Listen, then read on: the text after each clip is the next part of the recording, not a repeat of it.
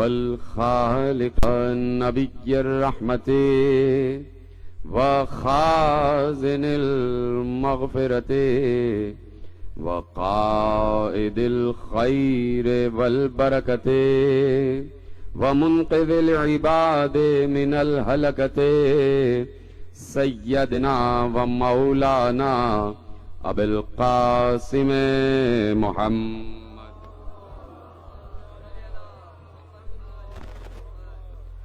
وأهل بيته الطيبين الطاهرين المعصومين المظلومين المنتخبين المنتجبين الذين أذهب الله عنهم الرجس وطهرهم.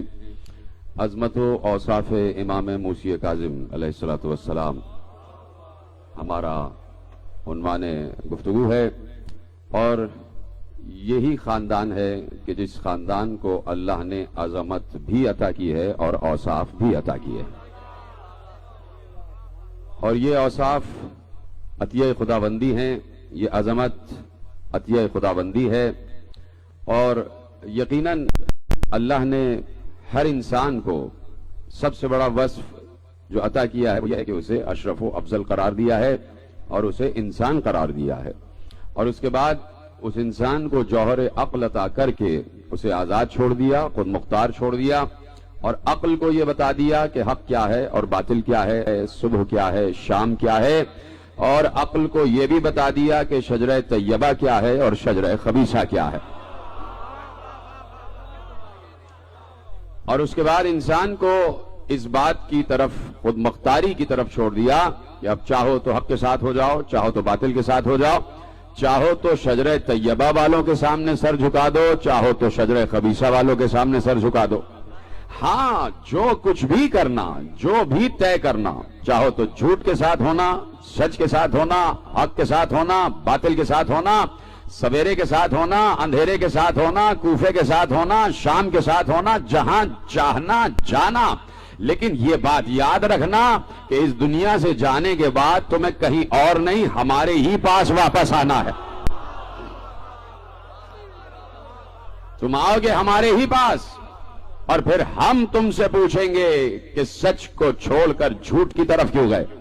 پر میں اور آپ ساتھ بڑھتے چل جائیں، ایسا میرے ساتھ. تو اب جناب آدم کے دائیں پہلو کی طرف سے حضرت حوا ظہور فرماتی ہے، اور یہ شیعہ سنی متفق علیہ روایت ہے، متفق علیہ روایت ہے. کسی نے پوچھا تھا کہ آدم کے جزو بدن سے ہیں کیا؟ آدم کے جزو بدن سے ظاہری بدن ابوجد آ رہے ہیں، چاہے ددیالی سلسلے کے ہوں چاہے ننیالی سلسلے کے ہوں، سب کے سب پاک ہیں. صلب بھی پاک اور رحم بھی پاک، صلب بھی پاک اور شکم بھی پاک، بطن بھی پاک. کہ میری مائیں بھی پاک رہی ہیں اور میرے جتنے ابوجد ہیں سب کے سب پاک رہے ہیں.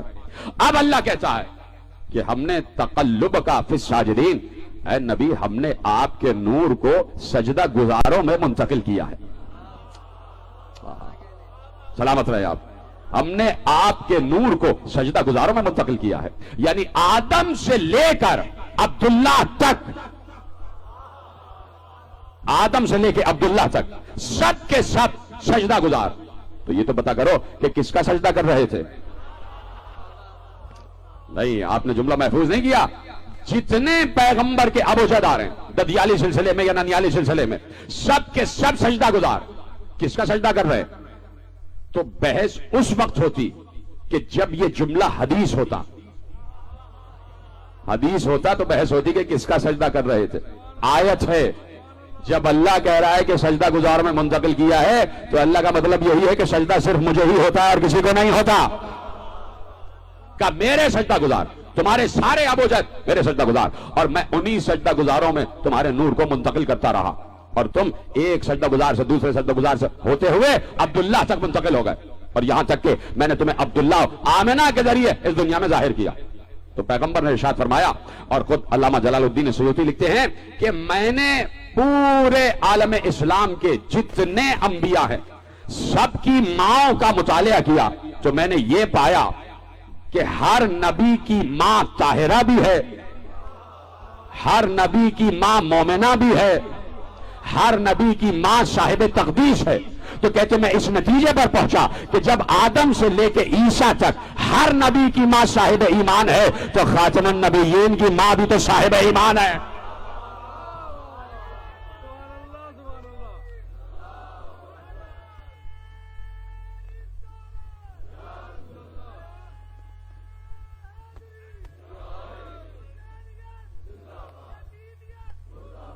توجہ فرمائی نا آپ نے, میرے ساتھ ہے سب کے سب.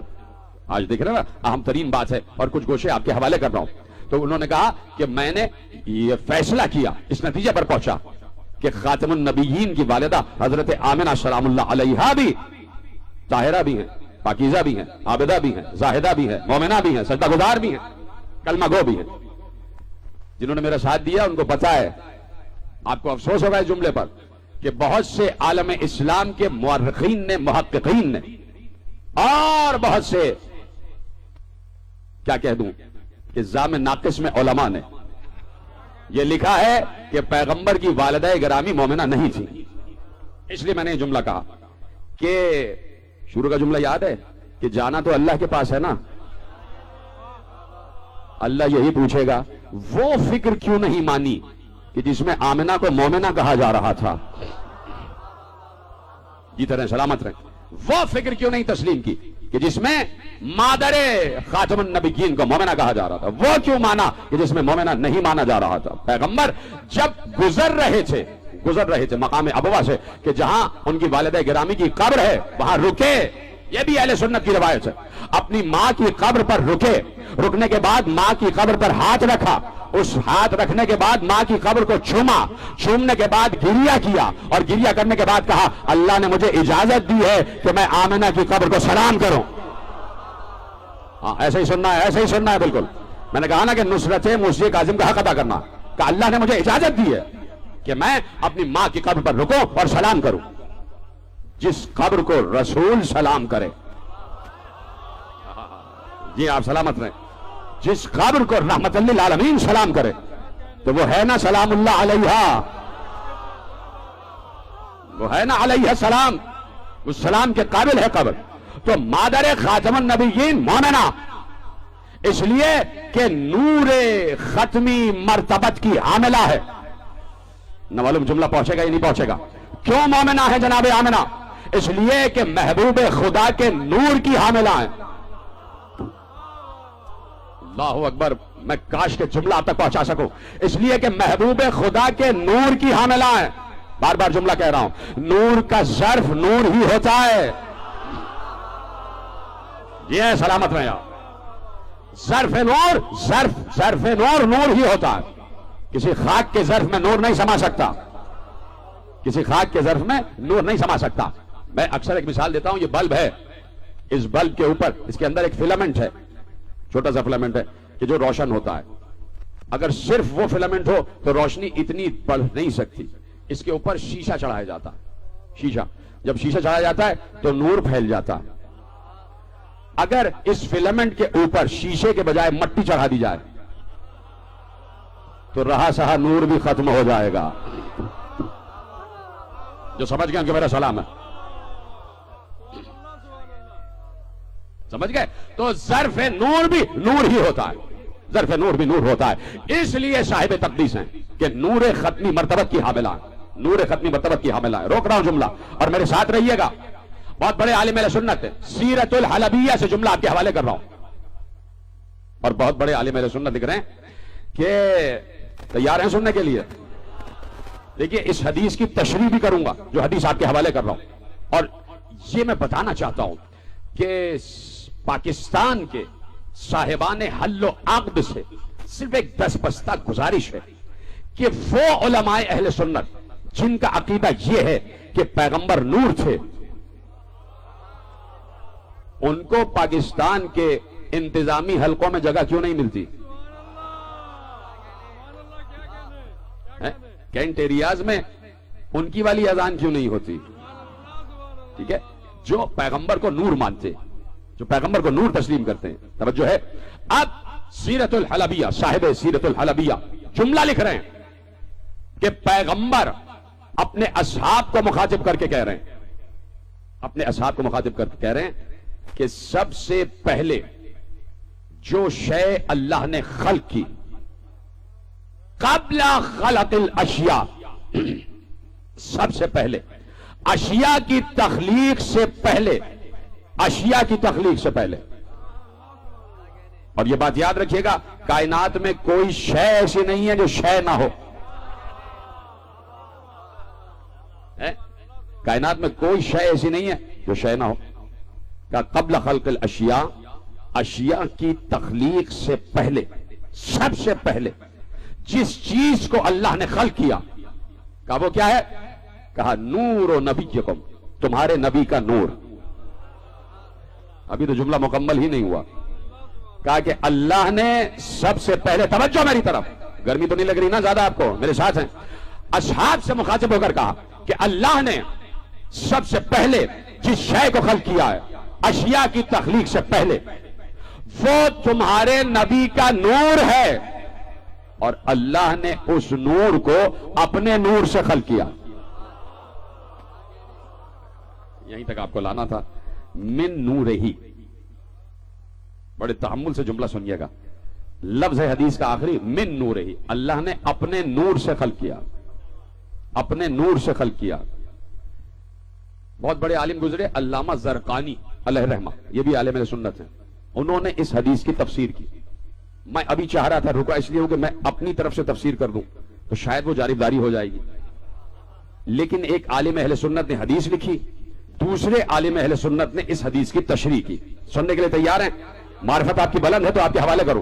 کہا یہ جو پیغمبر نے ارشاد فرمایا کہ اللہ نے میرے نور کو اپنے نور سے خلق کیا، کہا کہیں یہ نہیں ہے کہ پیغمبر نے یہ کہا ہو کہ اللہ نے میرے نور کو اپنے نور عظمت سے خلق کیا، یا اپنے نور جلال سے خلق کیا، یا اپنے نور جمال سے خلق کیا.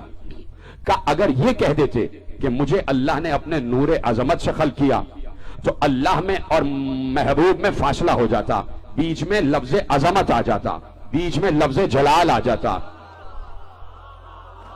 بیچ میں لفظ جمال آ جاتا. کہ یہ جو پیغمبر نے کہا کہ جملہ سنیے گا، اور جملے کی تشریح علامہ زرقانی کر رہے ہیں کہ یہ جو پیغمبر نے کہا کہ مجھے اللہ نے اپنے نور سے خلق کیا، پتہ نہیں جملہ کہوں یا نہ کہوں. میں نے کہا نا خود نہیں کہہ رہا تو مجھے نہیں پکڑا جائے. عالم اہل سنت کہتے ہیں کہ پیغمبر نے کہا، میں جملہ تحمل سے کہہ رہا ہوں، آپ تحمل سے سنیے گا نہیں. کہ یہ جو پیغمبر نے کہا کہ اللہ نے مجھے اپنے نور سے خلق کیا، تو پیغمبر نے یہ بتایا ہے کہ اللہ نے مجھے اپنے نور صفت سے نہیں، اپنے نور ذات سے خلق کیا ہے. ہائے ہائے ہائے ہائے، سلامت رہے آپ پیچھے تک جتنے حضرات بیٹھے، جیسے آپ نے جملہ محفوظ کیا. یہی تک میں لانا چاہتا تھا آپ کو.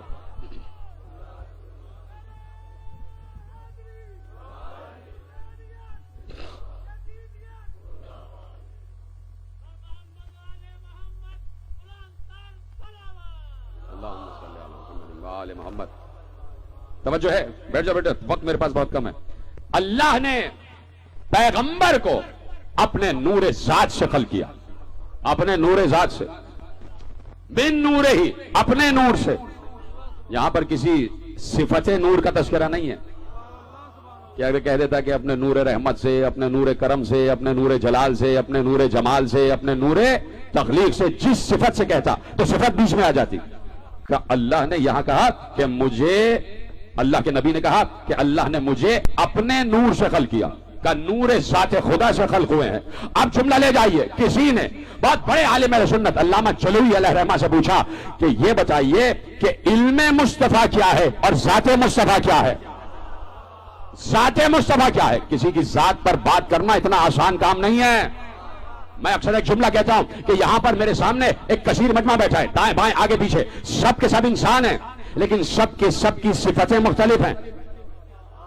کوئی اچھا لکھتا ہے، کوئی اچھا پڑھتا ہے، کوئی اچھا کہتا ہے، کوئی اچھا شاعر ہے، کوئی اچھا پینٹر ہے، کوئی اچھا نغمہ نگار ہے، کوئی اچھی آواز والا ہے، کوئی اچھا کلاکار ہے، کوئی کچھ ہے، کوئی کچھ ہے.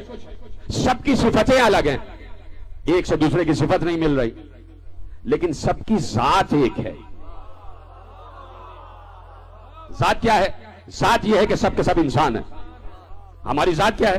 کہ ہم انسان ہیں. ذات میں مشترک ہیں، صفت میں مختلف ہو جاتے ہیں. اب یہاں پر صفت مصطفیٰ کی بات نہیں ہے. علامہ جلوی سے پوچھا جا رہا ہے کہ ذات مصطفیٰ کیا ہے، یہ بتائیے ذات محمد کیا ہے. تو کوئی عام سا انسان ہوتا جو یہ کہہ رہا تھا کہ وہ ہم جیسے ہم ان جیسے، تو کہہ دیتا ذات محمد انسان ہے. انسان ہے جیسے سب انسان ہے ویسے محمد بھی انسان ہے. تو کوئی عام سا انسان ہوتا تو کہتا کہ ذات محمد یہ ہے کہ محمد انسان ہے. اب جملہ سنیے گا، پھر اپنا جملہ نہیں کہہ رہا، عالم اہل سنت کا جملہ کہہ رہا ہوں. علامہ جلوی جانے اور ان کا عقیدہ جانے. کسی نے پوچھا کہ ذات محمد کیا ہے تو فوراً پلٹ کر کہا ذات محمد عین ذات خدا ہے.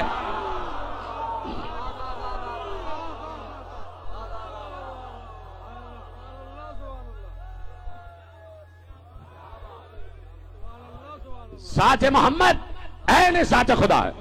تو یقیناً میرا دل کہتا ہے کہ پلٹ کے اس سوال کرنے والے نے علامہ جلوی سے پوچھا ہوگا اتنی بڑی بات آپ نے کہہ دی، اس کی کوئی دلیل بھی ہے آپ کے پاس؟ بغیر دلیل عالم بات نہیں کرتا. عالم بغیر دلیل بات نہیں کرتا. جیسے ہی انہوں نے کہا کہ ذات محمد عین ذات خدا ہے، جب پلٹ کر فوراً دلیل دی.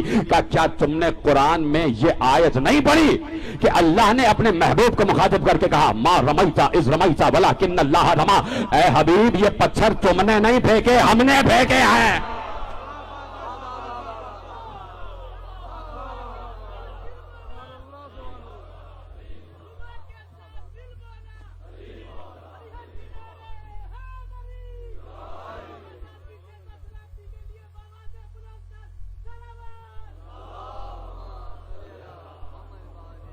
توجہ ہے، بڑی تیزی سے گزرنا ہے مجھے آگے، اور میں تمہیدی منزل سے لے کے آپ کو گزر رہا ہوں.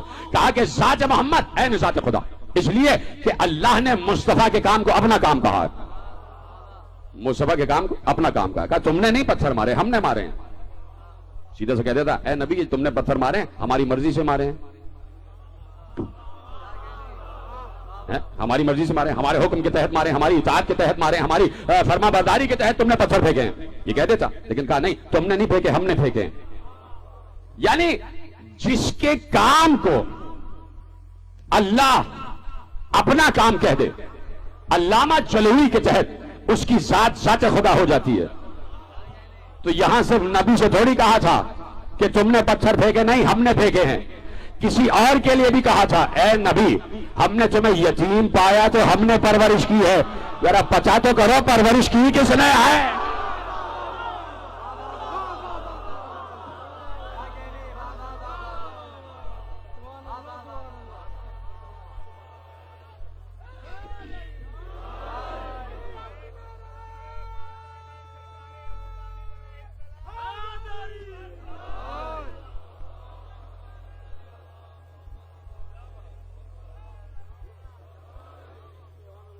جو ہے آگے بڑھائی جانا بات.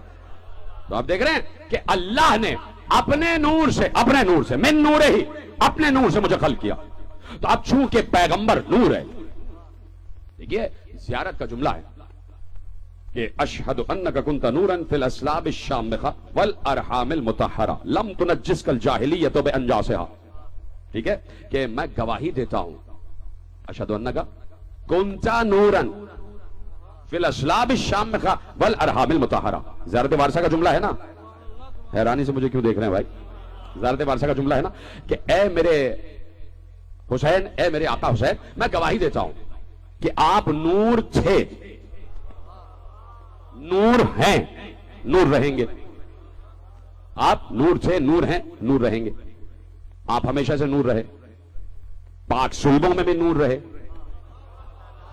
پاک رحموں میں بھی نور رہے. کسی نے کہا کہ بھائی یہ صلب اور رحم میں آنا، تو یہ آپ کیا کہہ دیتے ہیں کہ نور ہے؟ جب نور ہے تو صلب و رحم کا کیا مطلب ہے؟ اور جب صلب و رحم میں نور ہیں تو اس کا مطلب ہے کہ آپ کہتے ہیں کہ ان کی شہادت ہی نہیں ہوئی. جب شہادت نہیں ہوئی تو ان کے جسم پر کوئی زخم بھی نہیں لگا.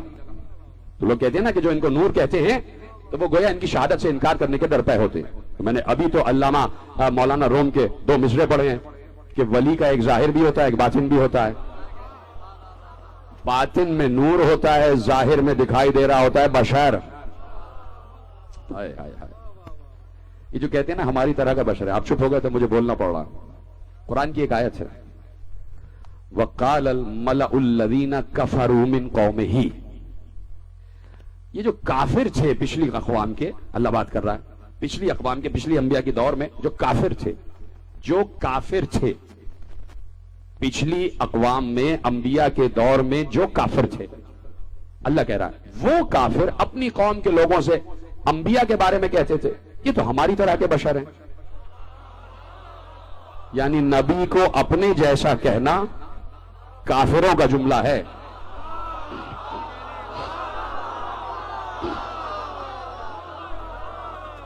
ہائے ہائے بڑی دیر میں پہنچے آپ. کہا کہ وہ کافر کہتے تھے کہ یہ نبی تو ہم جیسا ہے. ٹھیک ہے، تو نبی بظاہر تو ہم جیسا تھا، بظاہر تو تھا. یعنی نبی کو بھوک بھی لگ رہی ہے، نبی پتھر کھا رہا ہے تو خون بھی بہ رہا ہے. ٹھیک ہے، نبی پتھر کھا رہا ہے خون بہ رہا ہے. تو ملا نے کہا ہمارے جیسا ہے، اس لیے کہ ہم جب پتھر کھاتے ہیں تو خون ہمارے بھی بہتا ہے. نبی کو بھوک لگتی ہے تو ملا نے کہا ہمیں بھی بھوک لگتی ہے، ہمارے جیسا ہے. نبی فاقے سے پیٹ پہ پتھر باندھتا ہے تو ملا نے کہا ہم نے بھی پتھر باندھا ہے، ہمارے جیسا ہے. نبی بازاروں میں چلتا پھرتا ہے تو ملا نے کہا ہم تو بہت چلتے پھرتے، ہمارے جیسا ہے. نبی پھٹے پرانے کپڑے پہنتا ہے، ملا نے کہا ہم بھی پہنتے ہیں، اس لیے ہمارے جیسا ہے. اچھا آپ نے کہہ دیا کہ پتھر کھا کے زخم کھاتا ہے، ہمارے جیسا ہے. فاقے کرتا ہے، ہمارے جیسا ہے. بازاروں میں چلتا پھرتا ہے، ہمارے جیسا ہے. بھوک لگتی ہے، ہمارے جیسا ہے. یہ سب تو تم نے دیکھ لیا کہ یہ سب کام کرتا ہے تو تمہارے جیسا ہے. یہ چاند کو 2 ٹکڑے بھی تو کرتا ہے، ذرا ٹکڑے کر کے دکھاؤ.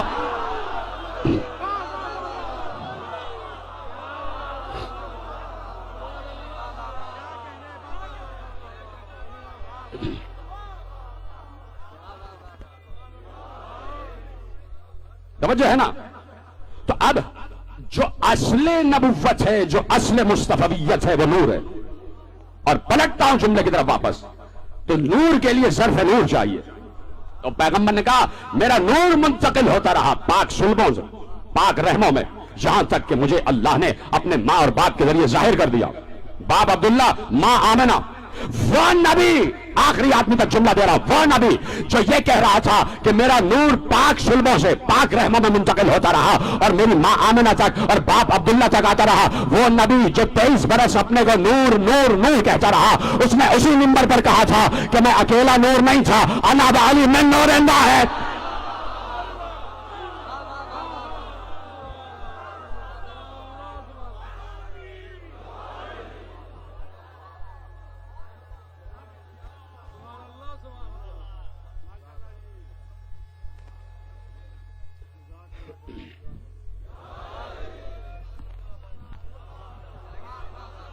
انا و علی من نور واحد.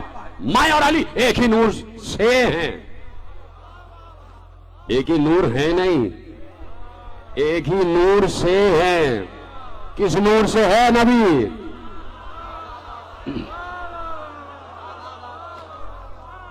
ہے نا، ایک ہی نور سے ہیں. تو اب جن اسلاب کریمہ اور ارحام مطہرہ کے ذریعے پیغمبر کا نور منتقل ہوا، انہی اسلاب کریمہ اور ارحام مطہرہ کے ذریعے علی کا نور منتقل ہوا. نور عبد المطلب سے 2 ٹکڑے ہو گیا، ایک عبداللہ میں آیا، ایک ابو طالب میں آیا. ایک کا ظرف آمنہ قرار پائی، ایک کا ظرف فاطمہ قرار پائی، ایک کا ظرف بنت اسد قرار پائی. تو وہاں آمنہ صاحب تقدیس بھی دی، یہاں بنت اسد صاحب تقدیس بھی دی. ایسا ہی نہیں، یہ مشاہد کا جملہ نہیں ہے. جب علی آئے، بھئی جناب آمنہ جو بعثت سے پہلے انتقال فرما گئی کہ جب پیغمبر نے اعلان نبوت کیا ہے، چھوٹے سے تھے رسول اللہ، چھوٹے سے تھے. آپ کو پتہ کتنا سن تھا. تو اب اس سن میں کسی کی ماں کا انتقال ہو جائے، کم از کم نبی کو اس حوالے سے بھی دیکھا کرو کہ کتنا صابر نبی ہے. ماں کا صدمہ دیکھ چکے، باپ تو آنے سے پہلے اس دنیا سے چلے گئے. ماں کی قبر پر جس وقت انتقال ہوا جناب آمنہ کا، 6 برس کے ہیں، ماں کی قبر سے لپٹ گئے.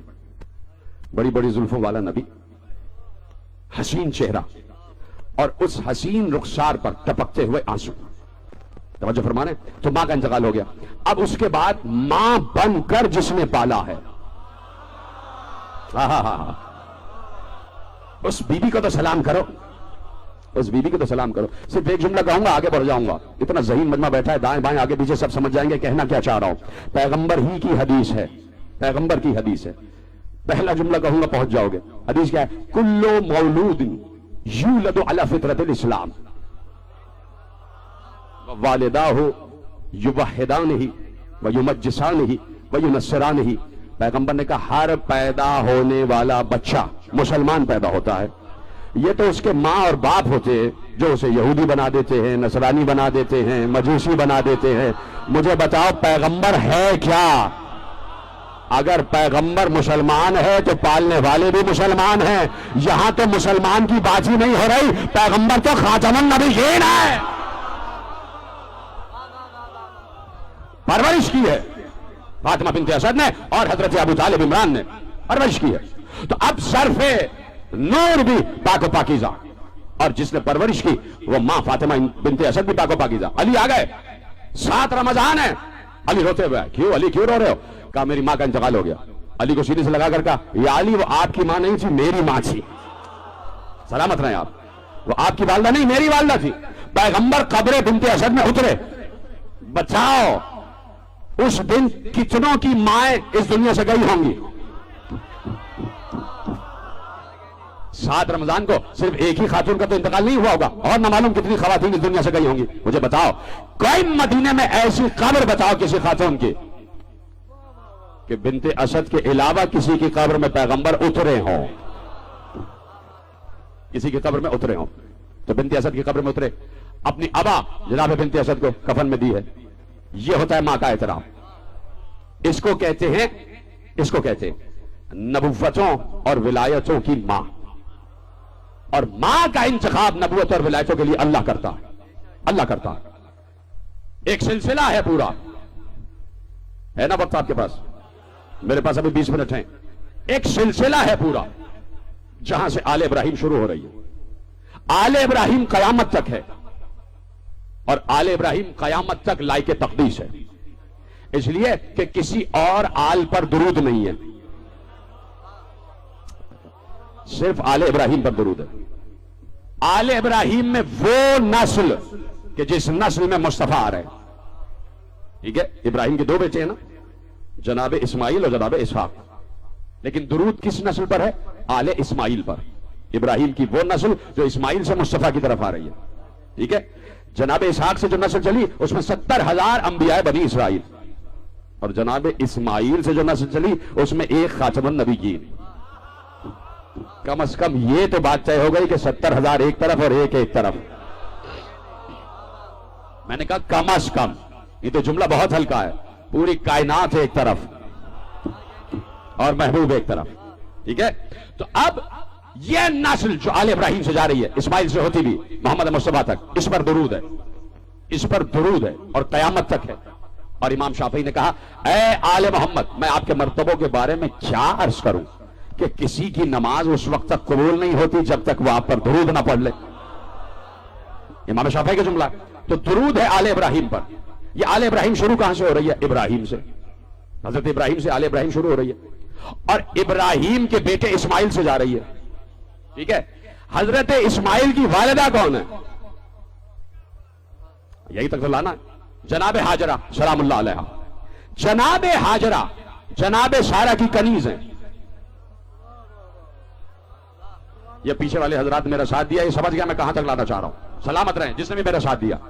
جناب ہاجرہ جناب سارہ کی کنیز ہیں کنیز، لیکن ماں ہے خاتم الانبیاء کی. پتہ نہیں کوئی جملہ سمجھ رہا ہے نہیں سمجھ رہا. ہیں کنیز، لیکن اللہ نے کنیز کو یہ شرف بخشا کہ اس کی نسل سے خاتم الانبیاء آیا. تو اب تم نہیں کہنا کہ کنیز، اب ہم میں اور تم میں اجازت نہیں ہے کہ ہم کہیں کنیز. اللہ نے سلسلہ رکھا. چلو اب تم چپ ہو گئے تو مجھے یہاں آنا نہیں تھا، لیکن اب بتانا ضروری ہو گیا. جناب ابراہیم حضرت عیسیٰ سے 2160 برس پہلے آئے. ٹھیک ہے، جناب عیسیٰ سے قبل مسیح. اور جناب ابراہیم نے وہ جو بھی معاملات ہیں، وہ پوری بت پرستی کا معاملہ اور نمرود والا معاملہ اور بت توڑنے والا معاملہ، وہ سب قرآن میں بیان ہوا ہے. ٹھیک ہے، جناب ابراہیم جب 30 برس کے ہو گئے تو نمرود کے خلاف بولنا شروع کیا، اللہ کا کام شروع کر دیا. ٹھیک ہے, 20 برس تک تبلیغ کرتے رہے. 51 برس کے جب ہوئے, 51 ایئرس کے, تو جناب ابراہیم کو آگ میں پھینکا گیا. اتنی بڑی اور عظیم آگ روشن کی گئی کہ میلوں دور سے آگ روشن کی گئی.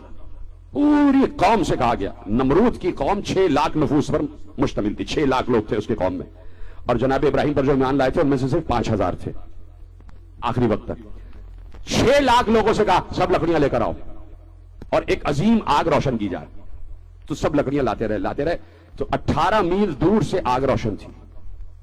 اللہ اکبر تو کہہ دو, 18 میل دور سے اتنی لکڑیاں آگ روشن ہو گئی.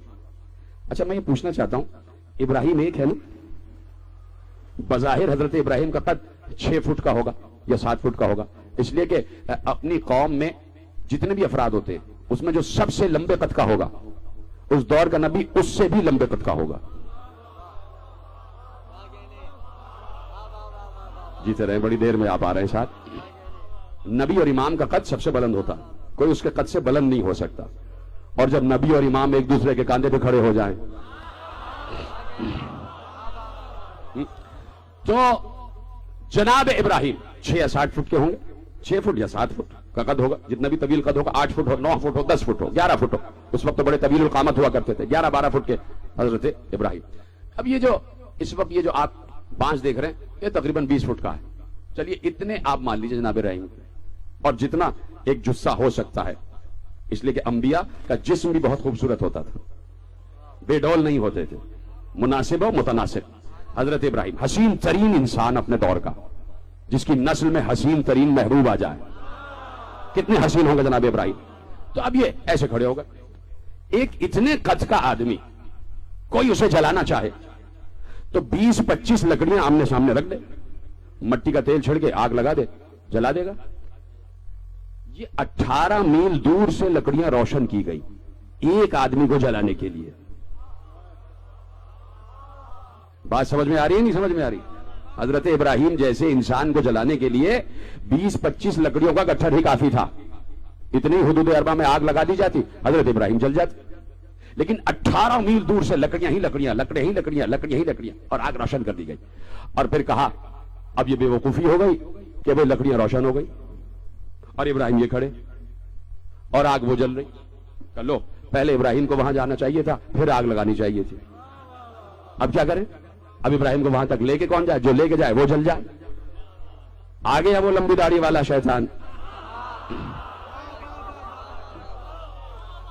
اس نے کہا منجنیق بناؤ, اور منجنیق سے ابراہیم کو پھینکو, ایسے پھینکو.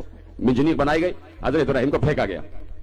ہوا میں سفر کر رہے تھے, جبرائیل لرز گئے, کہ پروردگار تیرا خلیل تیرا دوست جلنے جا رہا ہے, کچھ کر, کوئی مدد کر, کوئی نصرت کر. کہا جاؤ پوچھو کہ مدد چاہیے یا نہیں چاہیے. کہا جاؤ میرے دوست سے پوچھو مدد چاہیے نہیں چاہیے. جبرائیل پرواز کرتے ہوئے آئے, حضرت ابراہیم جا رہے ہیں, یہ تیزی میں ہو رہا ہے سب کچھ. کہا کہ میں آیا ہوں آپ کی مدد کے لیے آیا ہوں. مدد چاہیے؟ کہا چاہیے ہے, تم سے نہیں چاہیے.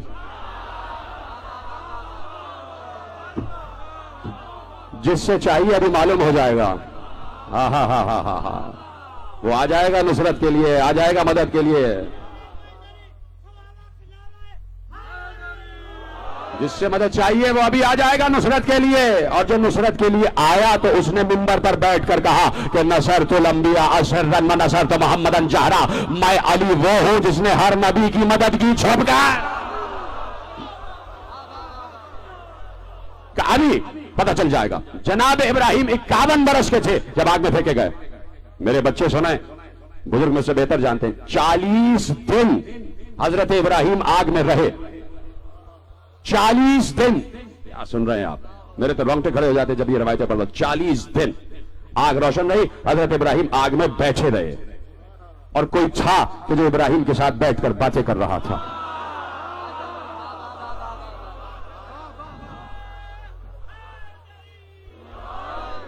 یہ منظر دیکھ کر 1000 لوگ ایمان لے آئے, لیکن نمرود پھر بھی ایمان نہ لایا, اس لیے کہ جاہل تھا.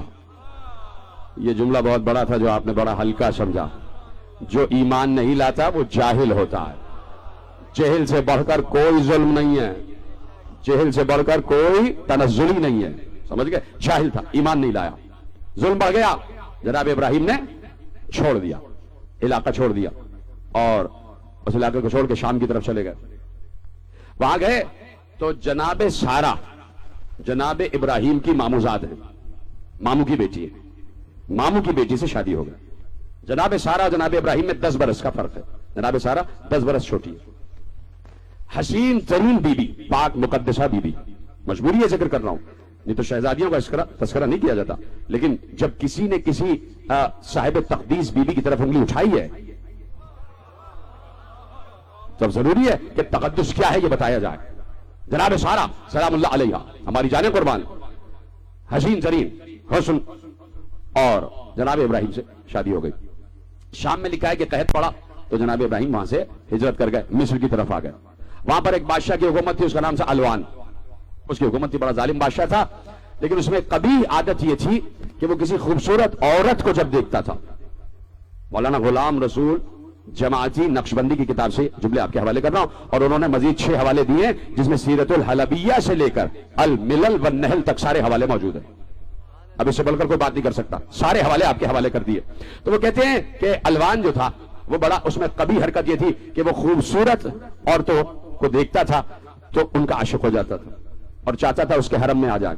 अगर वो औरत शादीशुदा होती थी तो उसके शौहर को कत्ल कर देता था और उससे निकाह कर लेता था, और अगर वो शादीशुदा ना होती तो उसके साथ उसका भाई या बाप होता तो उसकी कीमत देके उससे खरीद लेता था, किसी खूबसूरत औरत को छोड़ता नहीं था। जनाब इब्राहिम जनाब सारा को लेकर मिस्र में आए। मेरी तरफ देखे, क्या देख रहे हैं, मेरी तरफ देखो, इधर देखो, इधर देखिए आप मेरी तरफ। जनाब इब्राहिम जनाब सारा को लेकर और जनाब लूत को लेकर, जो उनके भतीजे थे, लेकर जब मिस्र में आए तो लोगों ने मुखबिरी की अलवान की तरफ कि एक शख्स आया जिसकी बीवी बहुत खूबसूरत है। तो उस बादशाह ने जनाब इब्राहिम को और जनाब सारा को अपने दरबार में जबरदस्ती बुलवाया। जैसे ही जनाब इब्राहिम दरबार में जाने लगे तो एक बार अपनी जौजा से कहा कि देखो मुझे पता है कि इसकी आदतें क्या है, ठीक है, मुझे मालूम है इसकी आदतें क्या है। हसन सादिक साहब आ गए, खुदा आपको सलामत रखे। कहा मुझे मालूम है इसकी आदतें क्या है। जब दरबार में जाना, तवज्जो देखिए हसन सादिक साहब कि आपका नाम है सादिक, और जब सच बोला जाता है तो बाद औक़ात सच को किस तरह छुपाया जाता है, ये हमारे यहां भी है और उधर भी है। अभी एक लफ्ज इस्तेमाल करने जा रहा हूं कि जनाब इब्राहिम ने कहा, मेरी तरफ मुतवज्जह रहना, जनाब इब्राहिम ने जनाब सारा से कहा कि दरबार में जाना तो वो पूछे कि तुम दोनों कौन हो, तो तुम ये ना कहना कि हम शौहर और बीवी हैं, तुम कहना हम बहन और भाई हैं, लेकिन दिल में नियत रखना कि ईमानी बहन और भाई है, सगे नहीं है। अब उलमाए अहले सुन्नत लिखते हैं कि जनाब इब्राहिम ने जो ये कहा कि ये कहना कि हम बहन और भाई हैं, तो ये झूठ नहीं था, इसलिए कि दिल में नियत थी कि हम ईमानी बहन भाई हैं। का इसको कि जबान पे कुछ हो और दिल में कुछ हो, इसे जबान शरीयत में तौरिया कहते हैं। तौरिया कहते हैं, ते वाव रे ये और हे, इसे तौरिया कहते हैं कि बात दिल में नियत कुछ और है, सामने वाला उसको कुछ और बता दिया जाए। कहा कि ये कहना कि हम ईमानी बहन भाई हैं। दरबार में आ गए। रिवायत इसलिए पढ़ रहा हूं कि एक और रिवायत की तरफ लाना चाहता हूं, पहले दलील दे रहा हूं फिर दावा करूंगा। जनाब सारा, बादशाह अलवान ने जनाब सारा को देखा, आशिक हो गया और कहा कि तुम दोनों कौन हो। कहा कि हम बहन और भाई। जनाब सारा ने दिल में सोचा कि ईमानी बहन और भाई, हमें ईमानी रिश्ता है, ठीक है।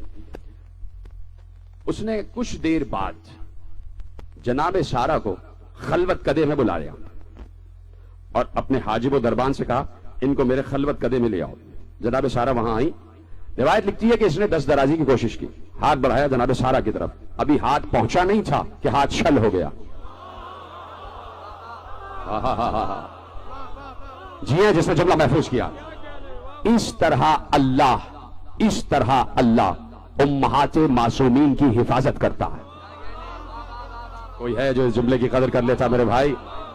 इस तरह अल्लाह उम्महाते मासूमीन की हिफाजत करता है। जैसे ही अलवान बादशाह ने अभी हाथ बढ़ाया था, हाथ पहुंचा नहीं, जुर्रत ही नहीं है किसी की, हाथ पहुंचा नहीं, अभी हाथ बढ़ाया था, हाथ छल हो गया, उसमें फालिज गिरा। वो समझ गया कि कोई मामला है, एकदम कहता है कि मैं माफी चाहता हूं, آپ جس کو بھی مانتی ہیں دعا کریں میری صحت واپس ہو جائے. جناب سارا نے دعا کی, اس کا ہاتھ صحیح ہو گیا. پھر اس نے دست درازی کی, پھر ہاتھ شل ہو گیا. پھر اس نے کہا معافی چاہتا ہوں. 10 مرتبہ ایسا ہوا اور 10 مرتبہ اس کے ہاتھ پہ فالج گرا. جب آخری مرتبہ اسے شفا ہوئی اس نے کہا کہ تم جادوگر نہیں ہو, تم ساحرہ ہو, نکل جاؤ دربار سے. اب جناب سارا جو برقعے میں ملبوس ہیں, دیکھیے جو پردہ ہے نا ہمارے ہاں وہی پردہ جناب سارا کا ہے کہ پورا جسم جو ہے مکنے سے لے کر اور پاؤں تک مکنا ہے, ابا ہے, قبا ہے, لیکن چہرہ دکھائی دیتا ہے. تبھی تو وہ عاشق ہوا تھا نا. جناب سارا صاحب تقدیس بی بی, جیسے اس نے کہا کہ تم جادوگر نہیں ہو, اب جرأت اظہار حق کا مسئلہ آ گیا, جرأت اظہار حق کا مرحلہ آ گیا. کہا نہ میں ساحرہ ہوں نہ میں جادوگرنی ہوں, اور نہ وہ جو میرا میاں ہے جسے میں نے بھائی کہا وہ میرا بھائی بھی نہیں ہے. یہ تو ہم نے توریہ کیا تھا, وہ میرا شوہر ہے, نام ہے اس کا ابراہیم, وہ اللہ کا نبی ہے, اور تو باطل پر ہے, ہم حق پر ہیں, تو باطل پر ہے. وہیں کھڑے ہو کے ابراہیم کی نبوت کا اعلان کر دیا. الوان سمجھ گیا کہ یہ اللہ کی طرف سے منصوص من اللہ ہے, فوراً ایمان لایا اور کہا میں آپ پر ایمان لاتا ہوں, آپ کے شوہر پر ایمان لاتا ہوں, اور اپنی بیٹی, بادشاہ ہے نا, اپنی بیٹی ہاجرہ کو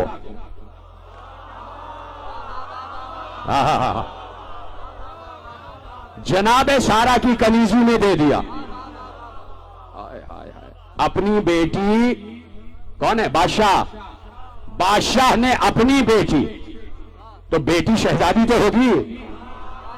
تو یہاں جب امہات معصومین گھر میں کنیز بن کے آتی ہیں تو وہ کہتی ہیں کہ ہم کنیز ہیں, ہوتی ہے بادشاہوں کی بیٹیاں, ہوتی ہے بادشاہوں کی بیٹیاں. جناب سارا کی کنیز بنا دیا جناب ہاجرہ کو. جناب ہاجرہ ساتھ آ گئی, جناب سارا کی کنیز بن گئی. عرصہ دراز گزرا, اولاد نہیں ہوئی, تو جناب سارا نے جناب ابراہیم سے کہا آپ ہاجرہ سے شادی کر لیجئے. کنیز سے نبی کی شادی ہوئی اور نسل درود پروان چڑھی. ہائے ہائے, درود کی نسل شروع ہو گئی, درود کی نسل شروع ہونا ہے. جناب ہاجرہ کنیز بن کے آئیں. تو یہاں کنیزوں کو معمولی نہ سمجھنا, کنیزوں کو معمولی نہ سمجھنا. ایک بار امام صادق علیہ السلام نے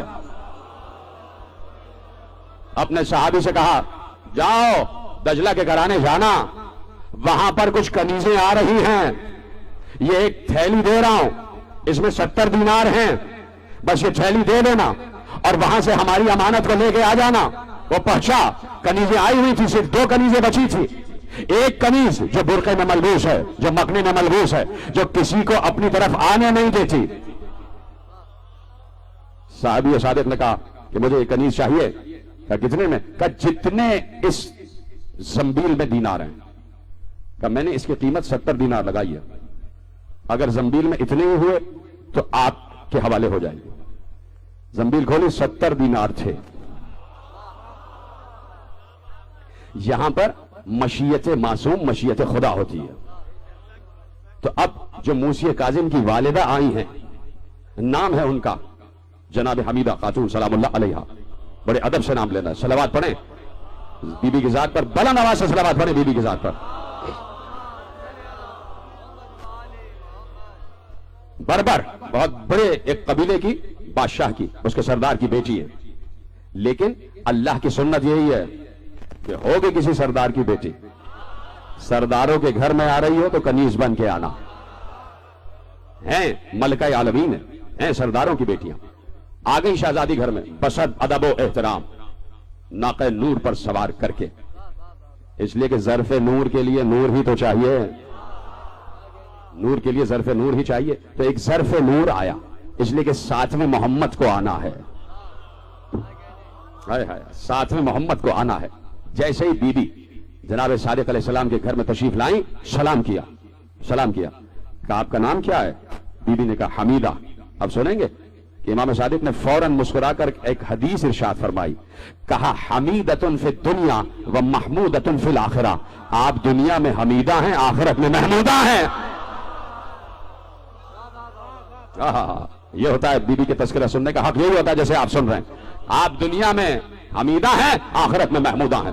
اور بی بی اپنے دور کی عالمہ و فقیہہ. میں کیا کروں کہ وقت کامل ہو رہا ہے. بی بی اپنے دور کی عالمہ فقیہہ اور خود میرے چھٹے امام صاحب شریعت امام ہائے ہائے ہائے مفسر قرآن امام, جس کے قلب پر, جس کے صحن میں قرآن اترا ہے, جس کے قلب میں پورا قرآن محفوظ ہے, جس کے دادا علی نے کہا تھا کہ مجھے معلوم ہے قرآن کی کون سی آیت کہاں اتری ہے, کس پر اتری ہے, کس جگہ اتری ہے, کس ماحول میں اتری ہے, کس وقت اتری ہے. وہ اور اس کا بیٹا امام صادق, جس کے قلب میں پورا قرآن محفوظ ہے, جس کے قلب میں پوری شریعت محفوظ ہے. اور امام مردوں کا بھی امام ہوتا ہے, عورتوں کا بھی. جو بھی ہو وہ آ کے امام سے بھی مسئلہ دریافت کرے. امام اپنے دور میں امام صادق, جب خواتین کوئی شریعت کا مسئلہ امام سے پوچھنے آتے تھے تو خواتین سے کہتے تھے تم جا کے حمیدہ سے پوچھو. اتنی بڑی صاحب شریعت بی بی, اتنی بڑی عالمہ قرآن بی بی. تو یہاں پر اللہ نے امہات المعصومین کے تقدس کو, طہارت کو, شرافت, نجابت, سیادت, حسن کردار, حسن اخلاق, حسن سیرت, اس کی اللہ نے حفاظت. پوچھنے والے نے پوچھا کہ آپ تو وہاں سے کنیز بن کے آ رہی ہیں, اور جناب سارا کا قصہ سن لیا نا کہ آپ تو کنیز بن کے آ رہی ہیں. جناب صادق کے صحابی نے پوچھا, راستے میں بات ہو رہی تھی, آپ ہماری میں تشریف فرمائیں, مہار ناپے کی ان کے ہاتھ میں ہے اور آہستہ آہستہ باتیں کرتے ہوئے جا رہے ہیں. تو پھر جیسے ہی گھر میں تشریف لائے تو امام صادق نے سوال کیا کہ آپ تو کنیز بن کے آئی ہیں, تو کنیزوں کے ساتھ رویہ ان لوگوں کو اچھا تو نہیں ہوتا؟ مسکرا کے پوچھ رہے ہیں, جانتے تو ہیں نا. ابھی جیسے میں نے کہا کہ علی شجروں کو جانتے ہیں, پھر بھی عقیل سے کہہ رہے ہیں ذرا کوئی خاتون بتاؤ. تو بتانا کسی اور کو ہے, پیغام کسی اور کو دینا. میرے صادق امام نے پوچھا کہ کنیزوں کے ساتھ ان کا رویہ تو اچھا نہیں ہوتا. کہا کہ جب بھی کوئی دور سے بھی مجھے دیکھتا تھا تو ایک نورانی بزرگ, جن کے بال بھی سفید, جن کی ریش مبارک بھی سفید, جس کے سر پر سفید امامہ, سفید ابا, سفید قبا, نور سے منور, وہ میرے سامنے آ کے کھڑے ہو جاتے تھے اور اس کو تماشا مارنا شروع کر دیتے تھے. اب سمجھ میں آیا جناب سارا کا قصہ پڑھا کیوں تھا. جیسے ہی ہاتھ بڑھاتا تھا ہاتھ شل ہو جاتا تھا, سمجھے آپ. تو یہاں پر امہات المعصومین کے تقدس کی حفاظت خود اللہ نے ذمہ داری لی ہوئی ہے, اس لیے کہ مصطفیٰوں کو دنیا میں آنا ہے, مصطفیٰوں کو دنیا میں آنا ہے. جناب رسول اللہ کی ایک زوجہ بھی تو ہے نا, جناب ماریہ قبطیہ سلام اللہ علیہا, وہ بھی جہاں سے آئی ہے وہ بھی کنیز ہی بن کے آئیں.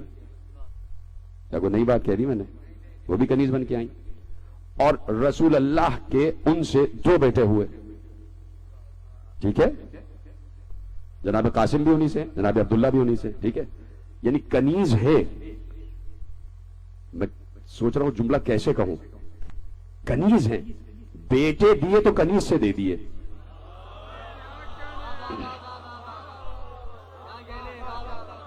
سلامت رہے آپ, ٹھیک ہے. تو اب یہاں پر یہ مسئلہ نہیں ہے ایک کنیز ہیں, بات یہ ہے کہ آ کے خود کہہ رہی ہیں کہ میں کنیز ہوں. ہیں بادشاہوں کی اولاد, ہیں سرداروں کی اولاد, ہیں بڑے بڑے صاحبان نسب کی اولاد. تو یہاں تو یہ بیویاں آئی ہیں جو باہر سے آئی ہیں, جن میں کسی ایک محمد کو, کسی درمیانے محمد کو, کسی اوسط محمد کو, کسی آخری محمد کو آنا ہے. بات یہ ہے کہ جہاں سوارے دوش رسول کو آنا تھا, جہاں حسن و حسین کو آنا تھا, وہاں تو اللہ نے مادر حسنین کا انتخاب دنیا میں نہیں کیا, اس وقت کیا کہ جب پیغمبر نے خود اصحاب کے مجمع سے مخاطب ہو کے کہا کہ اللہ نے سب سے پہلے میرے نور کو خلق کیا, اور خلق کرنے کے بعد کہا وَلَوْلَا عَلِيٌّ لَمَا خَلَقْتُكَ, اے نبی اگر علی نہ ہوتے تو تمہیں خلق نہ کیا جاتا. لیکن حدیث ختم نہ ہوئی, فوراً رسول نے کہا کہ آواز قدرت آئی کہ وَلَوْلَا فاطمہ لَمَا خَلَقْتُكُمَا, اور اگر فاطمہ نہ ہوتی تو تم دونوں نہ ہوتے. یہ ہے ماں کا کردار, یہ ہے امہات کا کردار, یہ ہے امہات کا تقدس, کہ جہاں حسن و حسین کی ماں اس منزل طہارت و تقدیس پر ہے کہ جہاں اللہ نے ازلی نور قرار دیا, اور کہا ہم نے اپنے نور عظمت سے زہرا کو خلق کیا، اپنے نور عظمت سے، وہ زہرا کہ جس کے دروازے پر رسول سلام کر رہے ہیں، السلام علیکم یا اہل بیت النبوہ، وہ زہرا کہ جو رسول کے نواسوں کی ماں ہے، وہ نواسے کہ جن کو اپنے سینے سے رسول لگائے تھے، ان نواسوں کی ماں، نہ زہرا اور نہ رسول، دونوں میں ایک قدر مشترک یہ ہے کہ رسول بھی اور زہرا بھی دونوں حسین کے رونے کو برداشت نہیں کرتے تھے۔ نہ حسین کی آنکھوں میں آنسو زہرا دیکھ سکتی تھی، نہ رسول دیکھ سکتے تھے۔ بیٹھے میں رسول مسجد نبوی میں، ایک زانو پر حسن مجتبیٰ، سلام ہو میرا شہزادے پر، ایک زانو پر حسین ابن علی، سلام ہو میرا دونوں شہزادوں پر۔ چھوٹے چھوٹے سے بچے رسول جان قربان کیے دیتے ہیں اپنے دونوں بچوں پر۔ بعض اوقات کہتے تھے میرے ماں باپ تم پر فدا، میرے ماں باپ تم پر فدا، یعنی عبداللہ اور آمنہ تم پر نثار۔ ایک بات کہہ دوں کہ ماں باپ کی زندگی میں یہ جملہ نہیں کہا جا سکتا، جب ماں باپ اس دنیا سے چلے جائیں تو کہا جا سکتا ہے کہ میرے ماں باپ فدا، کہ میرے ماں باپ تم پر فدا۔ ان نواسوں اتنی محبت، اتنی انسیت کہ پیار کرنے لگے دونوں نواسوں کو۔ حسن مجتبیٰ کی طرف آگے بڑھتے تو حسن مجتبیٰ کے ہونٹوں کو چوم رہے تھے۔ اب حسین کی طرف مڑے تو حسین نے بھی اپنے ہونٹ آگے کیے کہ نانا میرے ہونٹوں کو چومیں گے، میرے لبوں کا بوسہ لیں گے۔ حسین لب آگے کیے ہوئے، لیکن رسول نے گردن جھکائی اور حسین کے گلے کا بوسہ دیا، حسین کی گردن پر پیار کیا۔ حسین چپ ہو گئے۔ پھر حسن مجتبیٰ نے اپنا دہن آگے بڑھایا، رسول نے حسن مجتبیٰ کے دہن کو پیار کیا۔ حسین پھر آس لگائے ہوئے آگے بڑھے کہ نانا میرے لبوں کو چومیں گے، لیکن نانا نے نواسے کے گلے کو چوما۔ بار بار حسین چاہتے تھے کہ میرے لبوں کو چومیں، میرے ہونٹوں کو چومیں، لیکن بار بار رسول حسین کے گلے کو چوما کرتے تھے۔ آخر حسین ایک بار کھڑے ہو گئے اور روتے ہوئے، سسکتے ہوئے، ہچکیاں لیتے ہوئے، گھٹ گھٹ کے روتے ہوئے نانا کے پاس سے چپکے سے نکلے اور حجرے میں چلے گئے جہاں اماں تھی۔ ماں کے پاس روتے ہوئے آئے، ماں نے دیکھا بیٹا روتا ہوا آ رہا ہے، اور بیٹا بھی وہ حسین کہ جس کا رونا مجھے برداشت نہیں ہے۔ جلدی سے زہرا آگے بڑھی اور حسین کو گلے سے لگا لیا، بیٹا تو کیوں رو رہا ہے؟ تجھے پتا، تجھے معلوم ہے تیرا رونا مجھ سے برداشت نہیں، بیٹا تو کیوں رو رہا ہے؟ ایک بار حسین نے کچھ نہیں کہا، ماں نے گود میں لے لیا نا، حسین نے ایک جملہ کہا، اماں میرے منہ کو سونگھیے، کیا اس میں سے کوئی بوئے بد آ رہی ہے؟ کیا اس میں سے کوئی نہ موضوع؟ زہرا نے سینے سے لگا لیا، کہا میرے لال یہ کیا بات کی تو نے؟ تمہارے پاس سے تو جنت کی خوشبو آتی ہے، تمہارے دہن سے تو جنت کے پھولوں کی خوشبو آتی ہے، تم تو جوانان جنت کے سردار ہو۔ بیٹے بات کیا ہوئی؟ روتے ہوئے کہا، اماں نانا ہمیں رلاتے ہیں، بھیا حسن کے ہونٹوں کو چوم رہے ہیں اور ہمارے گلے کو چومتے ہیں، ہم بار بار چاہتے ہیں ہمارے ہونٹوں کو چومیں، لیکن بار بار ہمارے گلے کو بوسہ دیتے ہیں۔ اماں ہمیں یہ بات سمجھ میں نہیں آ رہی۔ بیٹا زور زور سے جب رونے لگا، حسین کی ہچکیاں بن گئیں، زہرا سے برداشت نہ ہوا، ایک بار پاؤں میں موزے پہنے، ہاتھ میں دستانے پہنے، سر پر مقنا لیا، قبا اوڑھی، حسین کو سینے سے لگا کر ایک بار مسجد نبوی میں آ گئیں۔ سارے اصحاب ایک طرف رخ کر کے کھڑے ہو گئے کہ پاک طاہر بی بی آ رہی ہے، باپردہ بی بی آ رہی ہے۔ رسول کھڑے ہو گئے زہرا کے احترام میں، کہا زہرا کیسے آئیں؟ اور دیکھا زہرا کی آنکھوں سے آنسو بہ رہے ہیں۔ زہرا کی گود میں حسین ہے، حسین کی آنکھوں سے بھی آنسو بہ رہے ہیں۔ زہرا نے صرف ایک جملہ کہا، بڑی محبت سے کہا، بڑے پیار سے کہا، بابا آپ ہی حسین کو ہنساتے بھی ہیں، آپ ہی رلاتے بھی ہیں، آپ کو بھی حسین کا رونا برداشت نہیں، مجھے بھی برداشت نہیں۔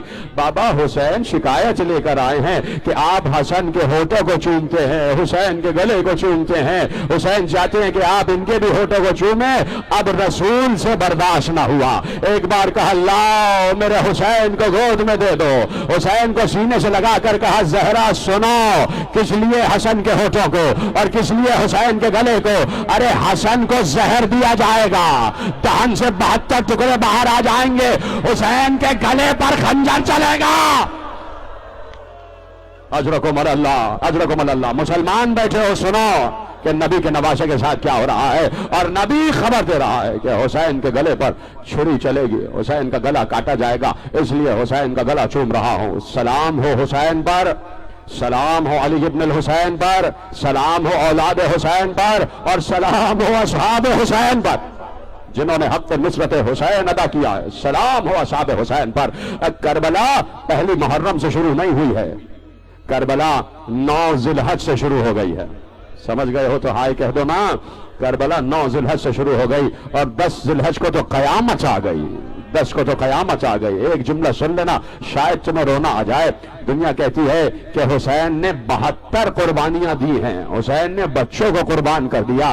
एक कुर्बानी सबसे बड़ी हुसैन ने यह दी है कि दीन के लिए हज को भी कुर्बान किया है, दीन के लिए हज को भी कुर्बान किया है। हज को उम्रे से बदल दिया ताकि हुर्मत काबा महफूज रहे। तो करबला तो 9 और 10 जिलहज से शुरू हो गई जब हुसैन ने अपने सफीर मुस्लिम को भेज दिया। जिसने हाय कहा है उसने हजरत अब्बास को खुश किया है कि आज अब्बास के बहनोई का तस्करा हो रहा है, हजरत अब्बास की हमशीरा के सुहाग का तस्करा हो रहा है, उनके सुहाग का तस्करा हो रहा है। मुझे 5 या 7 मिनट दे देना, उसके बाद मौला का पसंदीदा नौहा खान यकीनन नौहा खानी करेगा और आप यकीनन मातम करेंगे। मैं कुछ कहना चाहता हूं, मेरा दिल रो रहा है, मेरा कलेजा फट रहा है कि मैं कैसे बयान करूं कि बहुत बड़ी कुर्बानियां हर बीबी ने दी हैं, लेकिन ज़ौजा मुस्लिम की कुर्बानियां सबसे अलग हैं, सबसे अलग। 2 बच्चे शौहर के साथ गए, वापस नहीं आए। 2 बच्चियां अपने साथ थी, दोनों कैद हो गई, और 2 बेटे भी अपने साथ थे, दोनों घोड़ों की टापों से पामाल हुए। अपनी रिदा भी छिनवाई, अपने सुहाग मुस्लिम की कुर्बानी थी। इतनी बड़ी कुर्बानियां जनाब रुकैया, इतनी बड़ी कुर्बानियां, बहुत कुर्बानियां जनाब रुकैया की हैं कि कोई अंदाजा नहीं कर सकता। लेकिन खुदा की कसम कोई हर्फ शिकवा जबान पर कभी नहीं आया। सिर्फ एक जुमला, सिर्फ एक जुमला, वो भी उस वक्त मिलता है कि जिस वक्त ये लुटा हुआ काफिला कूफे में दाखिल हुआ, जिस वक्त ये सरबराहना बीवियों का काफिला कूफे में दाखिल हुआ, आगे आगे अली की बड़ी बेटी एक बेकजाबा नाके पर सवार, सर पर चादर नहीं है, बाल खुले हुए हैं, खाके करबला ने बालों को पर्दा बनाया हुआ है, हाथ पसे पुष्ट बंधे हुए हैं। सलाम करना तो दूर, लोग पत्थर बरसा रहे थे, पत्थर बरसा रहे थे। ऐसे में जैसे ही कूफे के दरवाजे से काफिला दाखिल हुआ, बीबी ने आवाज सुनी जैसे कोई कह रहा है, अस्सलामु अलैका या अबा अब्दुल्लाह, अस्सलामु अलैका यब्न रसूलिल्लाह। बीबी महवे हैरत हो गई कि हमारे तो सब दुश्मन हुए हुए हैं, ये इस दुश्मन कूफा में कौन है जो मेरे भाई को सलाम कर रहा है। आवाज आई, अस्सलामु अलैका या अबा अब्दुल्लाह। ज़ैनब महवे हैरत थी, हैरत और बढ़ गई जब आवाज आई अस्सलामु अलैका यब्न रसूलिल्लाह, और हैरत बढ़ गई। और उस वक्त हैरत की इंतहा न रही जब आवाज आई अस्सलामु अलैकी या बिन्त अमीरुल मोमिनीन, ऐ अली की बेटी तुझ पर भी सलाम। अब जो ज़ैनब ने जरा सा बालों को हटाकर देखा दरे कूफा पर एक लाश लटक रही है, जिसके जिस्म पर सर नहीं है और कटी हुई गर्दन से आवाज आ रही है, ऐ आका हुसैन मुस्लिम का सलाम, ऐ मेरे आका हुसैन मुस्लिम का सलाम, ऐ अली की बेटी तुझ पर मुस्लिम का सलाम। ज़ैनब ने कहा अलैका सलाम या आखी मुस्लिम, ऐ मेरे भाई मुस्लिम तुझ पर भी सलाम। इससे पहले कि ज़ैनब कुछ जुमला कहती, पिछले नाके पे जनाब रुकैया ने देखा मेरे वाली का कटा हुआ लाशा लटक रहा है। सलाम करने के बाद एक जुमला कहा, मेरे वाली मेरे 2 बच्चे आपके साथ गए थे, मेरे 2 बच्चे आपके साथ गए थे। यह है मां के कर्ब को कोई अंदाजा नहीं कर सकता। अजरकुम अल्लाह, अजरकुम अल्लाह। सुन लेना एक जुमला, आज मैं मुस्लिम के एक बच्चे की शहादत पढ़ना चाहता हूं, 2 की कल पढ़ूंगा ना, आज एक बच्चे की शहादत सुन लेना, एक बच्चे की शहादत। 2 बच्चे जो मां के साथ करबला में आए, अब्दुल्ला इब्न मुस्लिम और अब्दुल रहमान इब्न मुस्लिम। जो मां के साथ थे अब्दुल्ला इब्न मुस्लिम, عبد الرحمن ابن مسلم جو بابا کے ساتھ گئے، محمد ابن مسلم، ابراہیم ابن مسلم، ٹھیک ہے، بابا کے ساتھ جو گئے، کل ان کا میں ذکر کر دوں گا. آج ایک بیٹے کا تذکرہ کرنا چاہتا ہوں. اجازت لی، آقا اجازت دے دیجئے. 11 یا 12 برس کا سن ہے عبداللہ، مسلم کا بیٹا. ماں نے اجازت دی، بیٹے جاؤ. کربلا میں تو ماؤں کی فطرت بدل گئی. اکثر ایک جملہ کہتا ہوں کہ ماؤں کی فطرت یہ ہے کہ اپنے بیٹے کے جسم پر کوئی خراش تک نہیں آنے دیتی. لیکن کربلا والی ماؤں کو سلام. کربلا والی ماں اس پر خوش نہیں ہے کہ بیٹا بچ جائے. ماں کہتی ہے بیٹے تیرا لاشا کب آئے گا، تو فاطمہ کے لال پر کب قربان ہوگا. عبداللہ ابن مسلم بڑی مشکل سے اجازت ملی. دیکھیے مقتل کے جملے ہیں کہ حسین کسی کو فوراً اجازت دیتے نہیں تھے، فوراً اس کو دیکھ کے سوچتے تھے اس کی ماں کا کیا عالم ہوگا، اس کی بہن کا کیا عالم ہوگا. سینے سے لگا لیتے تھے اور بار بار جانے والا ضد کرتا تھا مجھے جانے دیجئے. مسلم کے بیٹے کو اجازت ملی، حسین نے خود سوار کیا. جب مختار نے قاتل عبداللہ کو پکڑا، اسے دربار میں طلب کیا، کہا بتا تو نے کیا کیا. میں دیکھ رہا ہوں کچھ لوگوں کی آنکھوں میں آنسو ہیں اور کچھ لوگ رونے کی شکل بنائے ہوئے. خدا سب کو سلامت رکھے. ایسے ہی سننا. شاید پہلی مرتبہ میں پڑھ رہا ہوں اور شاید پہلی مرتبہ تم سن رہے ہوگے. کہا تو نے کیا کیا؟ کہ نہ پوچھ میں نے کیا کیا. بھرا ہوا دربار ہے اور مختار زمین پر بیٹھ کر کہہ رہے ہیں کہ تو نے بتا کیا کیا، کیا ظلم کیا. ایک ایک ظلم لکھوایا ہے مختار نے، آج ہم تک پہنچا ہے. کہ نہ پوچھ امیر کیا کیا، کہ نہیں بتا کیا کیا. اس نے ایک بار بتانا شروع کیا کہ مسلم کا بیٹا میدان میں آیا. اتنا حسین بیٹا، اتنا حسین شہزادہ کہ سب کی نگاہیں رکی ہوئی تھیں. اس نے آ کے قیامت برپا کر دی، اس لیے کہ مسلم کا بیٹا ہے. تلوار سے جنگ کر رہا تھا، کشتوں کے پشتے لگا رہا تھا. ایسے میں مجھے اشارہ کیا عمر سعد نے. میں بھی بڑا ماہر تیر انداز تھا، میرے پاس جو تیر تھے وہ بہت قیمتی تھے. مملکت عرب میں ان کا کوئی خراج نہیں دے سکتا تھا، وہ تیر بہت قیمتی تھے. میں نے کئی جنگوں میں وہ تیر استعمال کیے تھے اور میں واپس تیر اپنے ترکش میں رکھ لیتا تھا اور پھر استعمال کرتا تھا. ان تیروں کی جتنی سیپل تھی وہ ختم نہیں ہوتی تھی، ان کی دھار ختم نہیں ہوتی تھی. وہ تیر مجھے بہت عزیز تھے. ایسے میں نے دیکھا کہ شرائط اور کسی کے قابو میں نہیں آ رہا. حاکم نے مجھے اشارہ کیا. ایک بار میں ایک چھوٹی سی چٹان کی اوٹ میں آ گیا اور میں نے تیر کو چلے سے جوڑا.